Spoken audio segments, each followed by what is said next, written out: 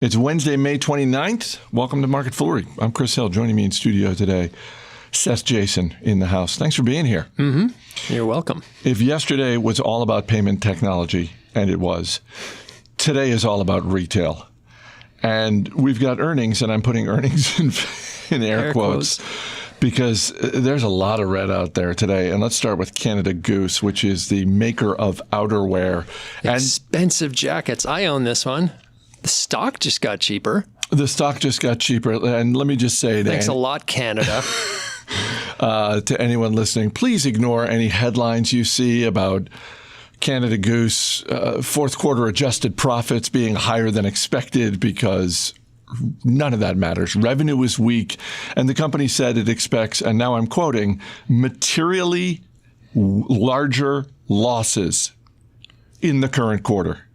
Well, this is actually that's not really very shocking. I wouldn't call revenue weak. It was still pretty good growth. The problem here is they were always surpassing estimates. They missed the estimates by a whopping $800,000. Stock's down 25% or close to it right now. So that is a bit of an overreaction, but it's understandable. Revenue was up 25%, and that's in Canadian dollars. And I can't remember how Canadian dollars compare to real dollars these days, but we'll do things in Canadian dollars since that's what I have in front of me. Okay. And they said looking out that well, this was slowest revenue growth in several quarters, but this is, not really that crazy. They sell expensive jackets, and you can't grow 40% every quarter forever. You get a bigger base, and that growth becomes harder to achieve. Now, the material larger losses in adjusted operating earnings and net income are also really not a surprise, because they have been building out a small but larger retail footprint. And so you talk about quarters where you're not selling as much product. Mostly they still sell, high-end jackets. So when you're selling less product, but you have a bigger footprint and you're putting the pedal to the metal on systems to be able to support that footprint, you end up with more losses in the quarters where you're not gaining the revenue. None of this is to say that this is awesome news. I'm not excited about it as a shareholder, but I'm not really all that worried. This is a company that was trading at a premium, so this is not unexpected, but I don't think this is a signal for the end. So let me get to the math for a second, because while you were chatting, I just used the Google machine.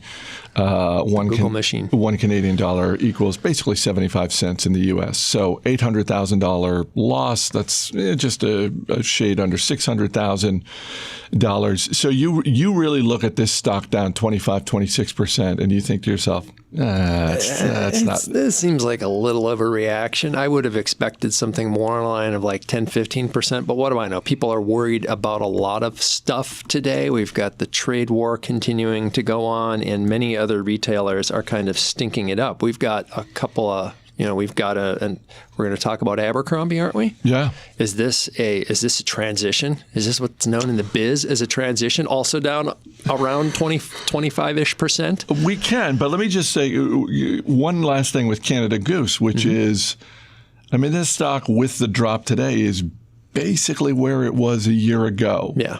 So, it has visited lots of interesting places in between. Yeah. It's sort of mid-30s today with I was this sitting drop. near a double not long ago. Yeah. I didn't sell it because this is a stock that came to me when I was in New York City. Everybody was wearing these jackets, or a knockoff version. But even the dudes carrying noodles out of the dumpling shop that I like, so these aren't folks who make a ton of money. They're delivery dudes on bikes. They were buying the actual Canada Goose jacket because they didn't want to freeze. It was really cold at that point in time. I came back. I started looking into, reading reviews of the jackets, even the dirtbag gear magazines where they frown on sort of boutique expensive stuff. Their attitude was, we kind of hate to admit it because these are really expensive, but they really are a step above. So if you've got the money, this is what you should go for. And then I started looking at the financials. I thought this was worth an investment to me. They're doing a good job. But it's always been a high price stock. And if you can't hurdle that earnings estimate for the first time in a while, everyone freaks out. So let's transition to Abercrombie and Fitch. As you said, a similar story, at least in terms of the stock down about 23-24%. They would kill for 25% revenue growth right now, however. Yes, the first quarter same-store sales were weak. The thing that struck me was they're closing 3 of their flagship stores, one in New York, one in Italy, one in Japan. That's some expensive real estate, but usually they keep the flagships and get rid of the lousier mall positions, but maybe they've already gotten rid of all of those. Well, and that's what makes me think that this is not the first time on this show, probably not the last time on this show that we've talked about Abercrombie's earnings and the resulting stock drop of 15% or more. But this is the first time that I've been struck by the store closings, because even when they've had quarters where they struggled, the flagship stores have done pretty well. Yeah. And so the fact that, yes, it's expensive real estate, but the fact that they've made the decision to close the one in New York is a Hollister store, because Abercrombie & Fitch owns the Hollister brand. And everyone in New York loves to pretend that they're California beach people. Sure. Which is the fake Hollister story, right? I guess. Yeah. I don't know. In some ways, this seems worse to me than what we just talked about with Canada Goose. Yeah, I think Abercrombie, they kind of survived their near death, but brands that are sort of in the middle of that, what's the word I'm looking for, of that consumer price range. Abercrombie, remember, used to be kind of higher priced, and then you had sort of American Eagle at the lower end, and then the 2009 hit and nobody could sell anything. People didn't care so much about spending 80 or 90 or $110, whatever it was at the time, on jeans with a label. And what happened after that, in my opinion, as somebody who held a lot of retail stocks that stunk it up, is not spending money became, for the core audience for some of these brands, not spending and not doing the conspicuous consumption thing became more fashionable or more acceptable. And I think they've all struggled since. The lower priced places have done better. So you had your Zara's, your H&M's. They sort of took a lot of the business that used to go to these premium brands. So Abercrombie seemed to have recovered from that. But I mean, this kind of 1%-ish growth, which to me is really just flat, suggests to me that there's not a whole lot left here. And so it's not somewhere where I would put my money even after a 25% drop today. I'd rather own the scary Canada Goose, which maybe has an intact growth story, to something that clearly doesn't have a growth story and clearly isn't a value. We'll wrap up our Retail Palooza with what looked like a solid first quarter for Dick's Sporting Goods. Their sales and profits came in higher than expected. They raised their profit guidance for the full fiscal year. I'm wondering if just what is happening in the market today is why the stock isn't really moving. It's hard to be impressed with this. Really? I think so. I mean, what if they were lavender-scented stores? They were lavender-scented. I'm so underwhelmed I can't even make the easy jokes. It is... up 6.2%. First of all, what strikes me is the headline: when a company like Dick's is up 6.2%, it's, the stock spikes. Any other smaller company that's in a hotter business, 6.2% would just be a daily move, right? So, I guess they, make 61 cents a share. It's the 59 cents a share earlier. Sales up 0.6%, and they expect to earn $3.20 to $3.40 a share, up from their previous range of $3.15 to $3.35. That all sounds great, but this is another sort of slow growth business, and the problem is that same-store sales were flat. That only looks good when you consider the drop, the year before. And I think the problem they are going to have, even though online sales were up a little bit more, is that for a lot of this type of gear, consumers are increasingly turning to the app from the brand itself. So if you're buying Under Armour, you can buy it directly from their website and get a decent deal. Same thing, for many of the other brands. And then you've got competitors, like Lululemon selling similar stuff that you just can't even get at Dick's. And so this, to me, is a decent result, but I still think the eventual trajectory of a company like this is for flat to slightly growth for the long term, because they just can't compete with online sales for a large portion of what they do sell. Now, some sporting goods you need to go in and try out, right? But not everything, especially not apparel.